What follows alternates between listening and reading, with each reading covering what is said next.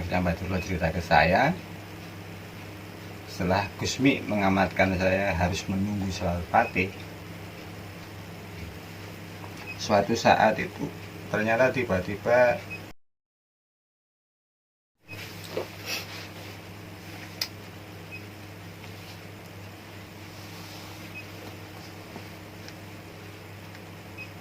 kita melanjutkan cerita Mbah Duloh lagi. Kali ini kita melanjutkan yang video kemarin itu, Mas. Iya. Yang apa itu, disuruh Gusmi menunggu, suruh ngambil sanad sholawat Fatih. Iya. Singkat cerita, Mbah Duloh cerita ke saya. Jadi setelah disuruh Gusmi nunggu sanad atau harus mengambil sanad sholawat Fatih, otomatis itu adalah saat terakhir Mbah Duloh di Masjid Ampel. Karena sesudah dapat sanad ini Mbah Duloh itu sudah waktunya keluar dari Masjid Ampel, dan di situ mulai banyak cerita-cerita lain yang apa itu, yang berhubungan dengan banyak alim ulama, para habaib. Istilahnya apa itu, perjalanan baru lah. Perjalanan baru setelah mendapatkan sholat Fatih itu. Jadi suatu saat saya bertanya ke Mbah Duloh, nah terus gimana Mbah, sampean dapat sholat Fatih itu gimana ceritanya? Gitu. Akhirnya Mbah Duloh cerita ke saya, setelah Gusmi mengamatkan saya harus menunggu sholat Fatih, suatu saat itu ternyata tiba-tiba di Masjid Ampel itu saya ketemu sama salah seorang teman. Mbah Duloh cerita ke saya, teman musafir Mbah? Bukan. Nah, teman saya ini, maaf, Mbah Duloh cerita ke saya, maaf namanya harus saya identitasnya harus disembunyikan, tapi teman Mbah Duloh ini adalah seorang hafid yang kebetulan tinggal di daerah Sidoarjo. Akhirnya karena ketemu Mbah Duloh, si teman ini disebut saja lah apa namanya, Abror gitu aja. Iya. Ya, ini Mas Abror ini temannya Mbah Duloh, berbincang-bincang. Karena lama gak ketemu, akhirnya berbincang-bincang di warung kopi. Itu kebiasaan anak pondok atau musafir itu kan gak jauh dari warung kopi. Singkat cerita itu, akhirnya Mbah Duloh diajak sama Mas Abror ini ke rumahnya di daerah Sidoarjo. Dalam hati Mbah Duloh, saya ini disuruh nunggu untuk ambil sanad, tapi ternyata yang ketemu malah temen kan gitu. Kok kayaknya nggak nyambung. tapi tetap Mbah Duloh nggak berani apa itu suudzon sama Gusmi. Tapi tetap kejanggalan di akal kan, sebagai manusia biasa kan tetap ada, biarpun tidak mengganggu keyakinan sama Gusmi. Akhirnya Mbah Duloh diajak ke rumahnya Mas Abror di daerah Sidoarjo. Ya berjalan seperti biasa. Tapi setelah nyampe di Sidoarjo, teman Mbah Duloh ini malamnya habis isya itu langsung diajak jalan Mbah Duloh ini. Mas Abror bilang ke Mbah Duloh, Mas Duloh, ayo ikut saya. Loh, kemana Mas Abror? Ayo ikut saya ngaji. Bilangnya gitu. Akhirnya oke. Akhirnya Mbah Dullah ikut sama Mas Ro ngaji. Nah, ternyata ngaji di daerah Sidoarjo, ngajinya itu di daerah Mojokerto Utara, Mas. Lumayan jauh. Bukan jauh lagi, Mas. Itu daerah Sidoarjo. Tapi ngajinya waktu itu naik motor, dibonceng ke salah satu alim ulama di daerah Mojokerto Utara. Jadi utaranya Kaliberantas lah, istilahnya Mojokerto Utara kalau bahasa umumnya itu Mojokerto Utara. Nah, ketika habis ngaji, ternyata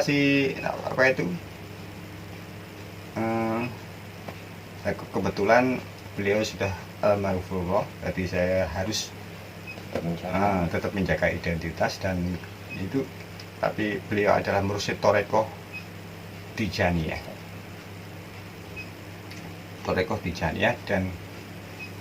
dan beliau adalah salah satu di antara mursyid Tijaniyah di daerah Mojokerto. Jadi pertemuan pertama itu beliau tadi Romo Yai, sebut saja beliau Romo Yai. Pertama ketemu Mbah Dullah itu langsung bilang ke Mas Abror, Dullah ayo kita nikahkan. Karena waktu itu Mas Abror sudah menikah, Mbah Dullah kan belum menikah, masih muda, masih bujang. Mas Abror, Dullah ayo kita nikahkan. Saya yang menikahkan, kata-kata Romo Yai, sampai yang membiayai pernikahan. Entah itu bahasa kias ataukah memang betul seperti itu. Seandainya betul seperti itu, memang waktu itu Mbah Dullah kan posisinya bujang. Seandainya bahasa kias, wallahu a'lam bishawab. Kan yang tahu kan Mbah Dullah kan. Akhirnya setelah beberapa kali, nah akhirnya ini Mas, akhirnya Mbah Dullah menetap di Romo Yai. Menetap di rumahnya Mas Abror. Untuk beberapa bulan itu menetap di rumahnya Mas Abror sampai akhirnya tahu bahwa Romo Yai, gurunya Mas Abror, itu ternyata mursyid Torekoh Tijaniyah.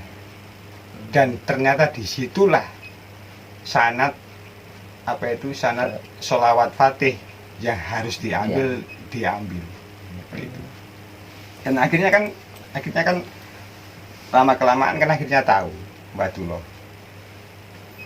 Suatu saat karena kebetulan numpang di rumah Mas Abror, akhirnya Mbah Dullah ini dan Mas Abror memulai usaha kecil-kecilan untuk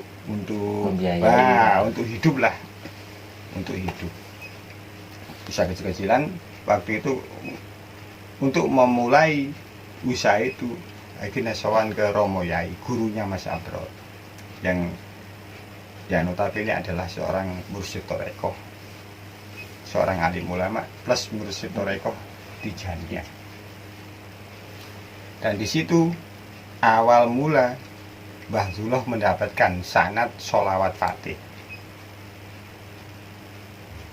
Karena usaha itu, akhirnya Mbah Dullah mendapat langsung ditulis sama Romo Yai sholawat fatih itu. Selamat Fatih plus sama aurat sholawat fatih, ditulis Romo Yai terus dibacakan ke Mbah Dullah. Jadi ditulis Romo Yai, dibacakan ke Mbah Dullah, terus sama aurat sholawat fatih.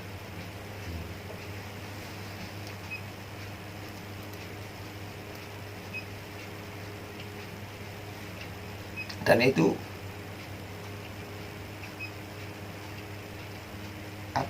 perjalanan atau kisah selama di Sidoarjo itu penuh liku-liku Mas. Tapi nanti dicerita kemudian hari, di cerita selanjutnya akan ada berita-berita yang mungkin bisa saya ceritakan dari cerita Mbah Dullah. Cuman untuk saat ini kita memfokuskan pengambilan sanad sholawat fatih itu. Akhirnya Mbah Dullah disuruh menghafalkan dari tulisan Romo Yai itu sholawat Fatih, terus dibacakan, terus dikasih auratnya sekali.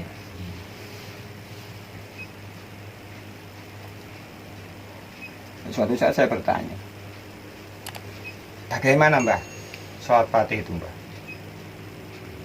Nah akhirnya karena saya sering ke rumah Mbah Dullah, sering mendengarkan cerita Mbah Dullah, akhirnya biarpun saya tidak bisa sholawat Fatih, akhirnya kan saya juga bisa. Kalau nggak salah, insya Allah seperti ini. Bismillahirrahmanirrahim. Allahumma sholli ala sayyidina Muhammadin al-Fatihi lima ughliqa wal khatimi lima sabaq nasiril haqqi bil haqq wal hadi ila siratikal mustaqim wa ala alihi haqqa qadrihi wa miqdarihil alim. Insya Allah seperti itu sholawat Fatihnya. Dan ini sanad dari Tijaniyah. Jadi sholawat Fatih Tijaniyah yang yang sanadnya sampai ke Syekh Ahmad bin Muhammad Tijani radhiyallahu anhu. Jadi Mbah Dullah niku langsung intinya langsung dikasih tahu sampean gitu ya. Langsung dikasih itu, akhirnya otomatis Mbah Dullah sering membaca sholawat itu, akhirnya ya saya buat diajari saya buat diajari kan gitu. Dan alhamdulillah dari kisah Mbah Dullah itu ternyata kan yang didawuhkan Gusmi itu kan terjadi. Tapi nggak sesuai apa yang dibayangkan Mbah Dullah. Dan itu kan nggak kepikir loh, ternyata salahnya harus dari temannya dulu, dari Mas Abror tadi, Mas Abror Al-Hafidh tadi ngajak pulang ke rumah. Akhirnya ketemu sama Mursyid Torekoh tadi. Dan uniknya Mas, dapat sanad sholawat Fatih itu suatu saat, ini cerita suatu saat Mbah Dullah pernah cerita. Jadi sebelum dikasih itu ternyata Romo Yai itu pernah dirawi Gusmi. Ceritanya kan gitu. Jadi Romo Yai itu pernah dirawi Gusmi dan dimintai tolong santri saya yang nakal dan tidak taat sama aturan, tolong sampean kasih sanad sholawat Fatih, saya ya bertanggung jawab, katanya begitu. Kan nggak setiap orang, apalagi itu khusus Mas, apalagi itu Torekoh, nggak setiap orang bisa mendapatkan seperti itu tanpa ada yang menjamin. Dan itu bikaromah Gusmi dan barokah Gusmi, akhirnya Mbah Dullah mendapatkan sholawat Fatih itu. Dan itu kan kelanjutan dari cerita yang sebelumnya. Dan otomatis Mbah Dullah sudah mendapatkan 2 sholawat pamungkas, sholawat Sarkowiyah dan sholawat Fatih. Sholawat ini istilahnya kalau bahasanya 2 sholawat yang istimewa. Sholawat Sarkowiyah ini saya pernah dengar dari Mbah Dullah bahwa sholawat Sarkowiyah ini adalah sholawat sebagai penghubung. Istilahnya itu frekuensi, untuk meletakkan frekuensi agar kita bisa berkomunikasi dengan aulia atau orang-orang yang sudah meninggal. Katanya saya kan jadi Mbah Dullah bilang begitu. Mbah Dullah bilang gitu. Sholawat Fatih adalah sholawat pembuka dari segala pintu-pintu yang tertutup. Pintu hikmah, pintu ketauhidan, apalah pokoknya lewat sholawat Fatih ini. Diibaratkan kunci lah. Nah, bisa dikatakan seperti itu, kunci pembuka. Kunci pembuka. Karena hanya Rasulullah yang bisa membuka apa yang tidak bisa dibuka Rasulullah kan itu. Karena ya Fatah adalah Allah, tapi ya Fatah dikasihkan sama Rasulullah. Kan begitu. Jadi banyak hal, dan di situ Mbah Dullah menceritakan suka duka sholawat Fatih. mendapatkan sholawat fatih dan sehabis mendapatkan sholawat fatih itu akhirnya setelah otomatis kan ada aurat. Setelah membaca aurat, membaca sholawat fatih plus aurat tadi, ternyata Mbah Dullah mengalami jadab lagi. Jadi jadab lewat barokah sholawat fatih. Dan nanti kalau ada waktu mungkin kita harus membahas sedikit lah tentang bagaimana sih jadab itu. Terus dasaran jadab itu apa? Terus apa itu jadab?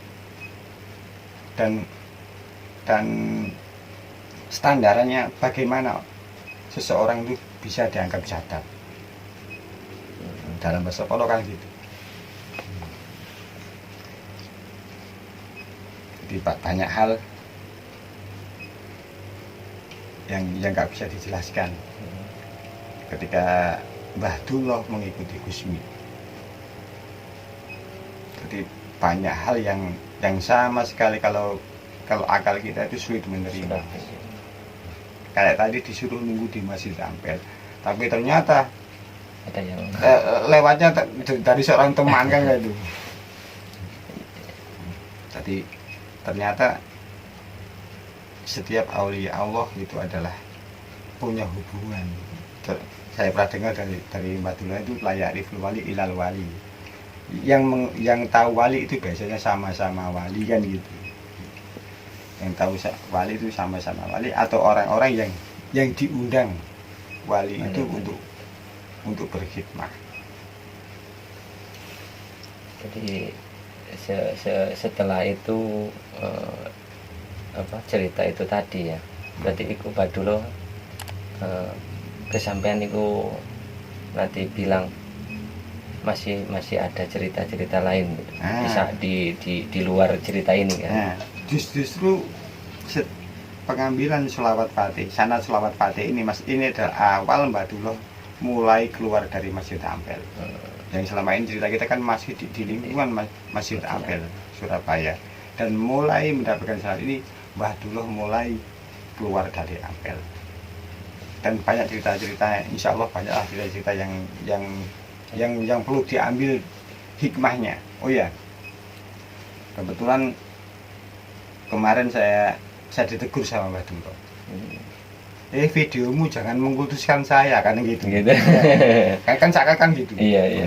Videomu jangan mengkultuskan saya. Saya itu pengikut Gusmi. Saya itu muhibin Gusmi. Jadi jangan seakan-akan saya lebih unggul daripada Gusmi. Kamu jangan gitu kan. Ya, saya ditegur itu sama Mbah Dullah. Bukan Pak, saya kan maksud saya itu ingin menceritakan ketika orang itu takzim sama guru atau takzim sama aulia Allah, itu diberi barokah yang seperti Mbah Dullah. Bukan mengutuskan betul, enggak, sama sekali tidak. Tapi Mbah Dullah itu dalam cerita-cerita saya, Mbah Dullah itu ada perwakilan dari mungkin ribuan orang, bahkan mungkin jutaan orang yang berkhidmah kepada alim ulama, berkhidmah kepada aulia Allah, berkhidmah kepada orang tua, itu pasti dimuliakan oleh Allah. Oh begitu, akhirnya Bapak kan bilang, oh begitu. Tapi kamu jangan memutuskan saya.